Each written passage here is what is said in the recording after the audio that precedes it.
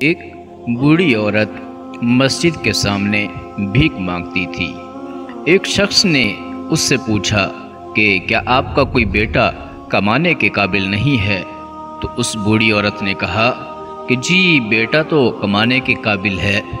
تو اس شخص نے کہا پھر آپ یہاں بھیک کیوں مانگ رہی ہیں؟ بوڑھی عورت نے کہا کہ میرے شوہر کا انتقال ہو گیا ہے، میرا بیٹا نوکری کے لیے بیرون ملک چلا گیا ہے، جاتے ہوئے اخراجات کے لیے مجھے کچھ رقم دے کر گیا تھا، وہ رقم خرچ ہو گئی ہے، اس وجہ سے میں بھیک مانگ رہی ہوں اور میں بھیک کی طرف مجبور ہو چکی ہوں۔ اس شخص نے پوچھا کیا آپ کا بیٹا آپ کو کچھ نہیں بھیجتا؟ بوڑھی عورت نے کہا میرا بیٹا ہر ماہ رنگا رنگ کاغذ بھیجتا ہے جسے میں گھر کی دیوار پر چپکا کر رکھتی ہوں، نہ جانے ان میں کیا ہوتا ہے۔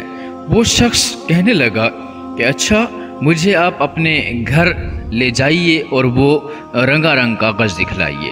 وہ شخص اس کے گھر گیا اور دیکھا کہ دیوار پر بینک کے 60 سے زیادہ ڈرافٹ چسپاں کر دیے گئے ہیں اور ہر ڈرافٹ میں 50,000 روپے کی رقم لکھی تھی۔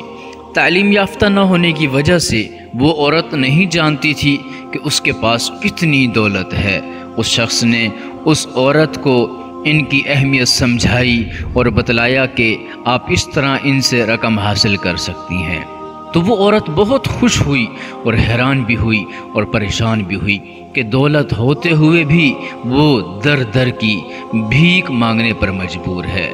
ناظرین، ہماری حالت بھی اس بوڑھی عورت کی طرح ہے۔ ہمارے پاس قرآن ہے اور ہم اسے اپنے منہ سے چومتے، ماتھے پر لگا کر اپنے گھر میں سجا کر رکھتے ہیں اور ہم اس کی تعظیم کرتے ہیں اور اس کا ادب کرتے ہیں، لیکن ہم اس کا فائدہ صرف اس صورت میں اٹھا سکیں گے جب ہم اسے پڑھیں گے، اس کے معنی اور تفسیر کو سمجھیں گے اور اس کو اپنی عملی زندگی میں لے آئیں گے، تب ہی انشاءاللہ ہماری دنیا اور اس کے بعد کی زندگی دونوں بہتر ہوں گی۔ بہت بڑا خزانہ ہمارے پاس موجود ہے، لیکن ہماری جہالت کی وجہ سے اس میں چھپے انعامات سے آج ہم سب محروم ہیں۔ اللہ پاک ہم سب کو قرآن پاک کی عظمت کو سمجھنے کی توفیق عطا فرمائے اور اس قرآن پاک کو سمجھ کر اس پر عمل کرنے کی توفیق عطا فرمائے۔ آمین یا رب العالمین۔